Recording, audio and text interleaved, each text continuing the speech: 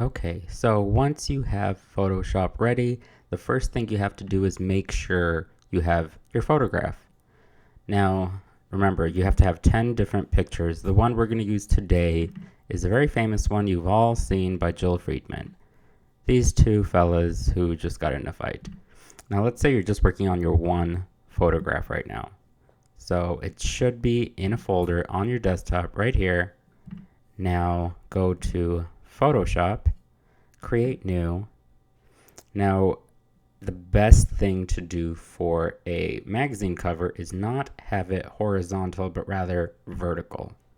It would not come out very nice if you did it horizontally. Vertical. Always try to go vertical. Now change the pixels to inches. Have the width be 8 inches while the height is 10 inches. Again, you could move this around however you wish, but just remember the width would be 8, height 10, and remember to change this orientation to vertically.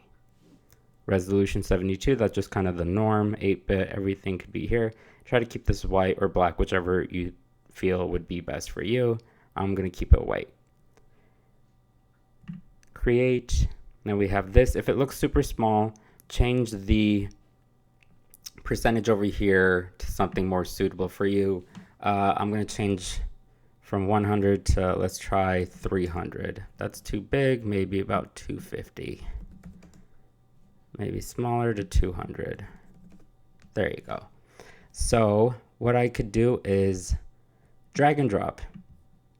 Open up my magazine. Let me drag and drop this right here. There it is. Now it's got all this space over here. What you can do is move and expand it, and then just kind of like move it around. And then when you're done, just press enter. Now, maybe I wanted this to be a little bit high up and I want to move it again.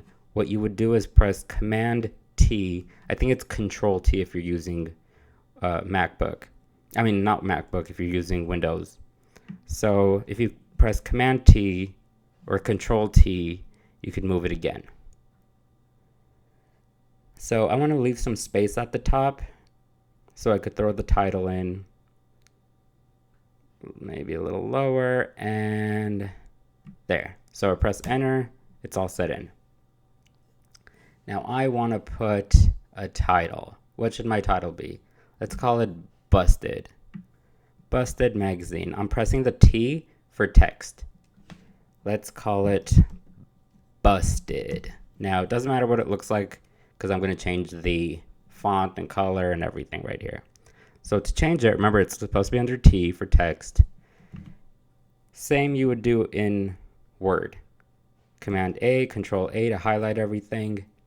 Let's change the color to white. We could always change it back to other things. Let's just play around with it. Okay, larger from 14. Let's maybe go to 48. No, let's make it a little bit bigger. 72. No, let's try about 90. 90 is not so bad. So to move it around, I have to go to the move tool. You can press V or go to directly here and then just kind of move it around here. Remember, you're supposed to take the picture. Don't take anybody else's picture. We're just using Jill Friedman because Jill Friedman's amazing. So there's the busted. Now, you know what would be cool if these letters were a little far apart. Let me go back to my text tool, click between each letter, expand this so I can see what it looks like. S-T-E-D. Now it's in the way, right? So now that means it's too big. Let's change 90 to about 85. There it is. Busted. Now I want to make sure people know that it's a magazine. I can't press enter, so I have to go to the move tool. Now back to the text tool. Now I want to have the word magazine at the bottom. Let's go to text, and then I'm going to make up a little box over here. I could always move it around. and I'm going to type the word. It's at 85. Let's make it smaller. Let's make it around 40. Busted. Okay, it's still going back to 85. 40. Maybe 40 is too big. Yeah, 40 is way too big. No, because it keeps going on 85. Let's move this to 8. Magazine. Arial black. Let's move this to about 16. No, maybe make it 20. Busted magazine. Now, I think it would be a little bit nicer if there was a black outline around busted.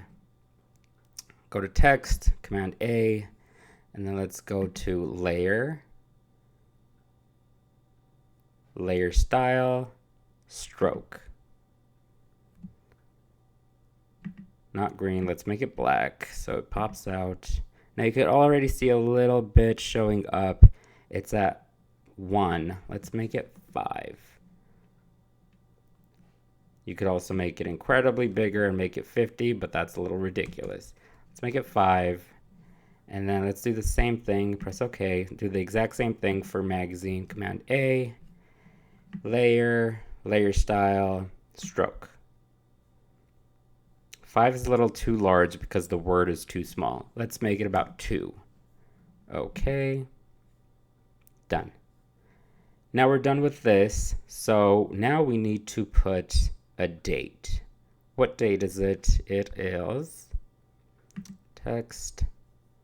I'm going to put it at the bottom corner. You can put it wherever you want. Wherever you have space, put it there. I'm going to put December. Actually, no, November, because that's when it's due. November 2020. Back to the move tool. Let's move this. I'm not going to use a stroke for this one. And I'm going to leave it here. Price. How much is this? Let's do about 10 bucks. Text. $10. Again, no stroke for this one. Now the final and most important part, well, they're all important, but very important part is to let us know what's in the magazine. Make up a text box, Command A, and let's see, interview with no, it's not capitalized, photographer Jill Friedman.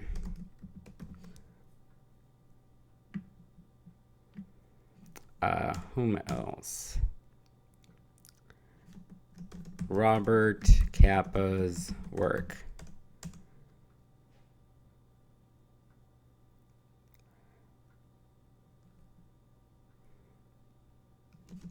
Top 10 police photos.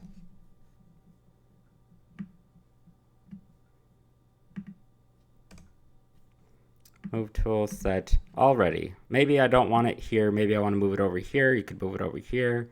Switch them around. Change the text. In order to change the text, go to any one of them. Command A, and it's right here. You can do Arial black. I like Arial black because it's very bold, easy to see.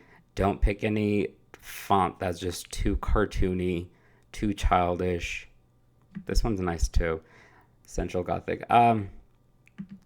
Try to pick font that's easy to see. You don't want to have things where people are not going to be able to understand what it is. If it's a kids magazine, use kids font. If it's more geared more toward adult people, don't use block letters or anything a little ridiculous. Try to box up these words. Don't use more than 2 different types of fonts. Also, for font colors, don't use more than 2. I'm going with this whole black and white motif, so this should be good.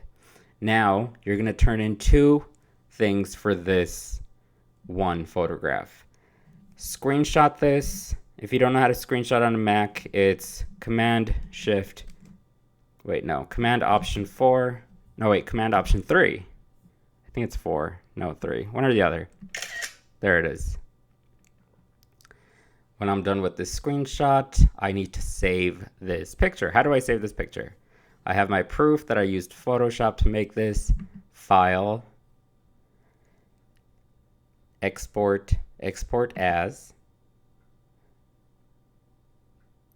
Now it's all set, looks all perfect. JPEG, put your format in JPEG, make it easy on yourself. You don't want to use GIF, obviously, or PNG. Just try to go with JPEG. Export. Now, where's my magazine? Right here. And I'm going to save this as magazine01. Up to you. Save. Now let's lower this and see what it looks like. Right here. All ready to go. And my screenshot is right here. I'll move this over here to my... Hello, hi, where are you? There it is. And I could turn this in as well as this. Now let's pretend you want to do a magazine where the magazine already exists. Let's forget about Busted. Let's say this was for Vogue.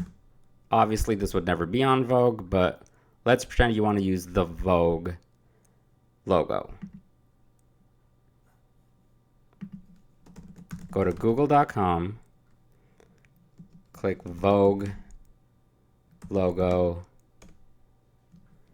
Now, all of these might not work because they all come with the background. How do I get this without the background? You need a transparent image. Go to Tools, Color, Transparent. Now, this one's a little cut up. This one's nice. As long as you have this little checkered box in the background, that means it will work out fine. Sometimes you'll be able to drag and drop it directly from Google, sometimes not. I highly suggest you save it into your folder. Put everything in your folder as much as you can. There it is. Lower this. Now we can drag and drop the Vogue logo over here. Enter, done. I don't like this because it kind of blends with the picture, but if you do want to use an already existing logo, there you have it. Now let's say it's too big. Again, you'd press, make sure it's highlighted for Vogue unless it's gonna go to somewhere else. Right here actually lets you highlight what you want to work with.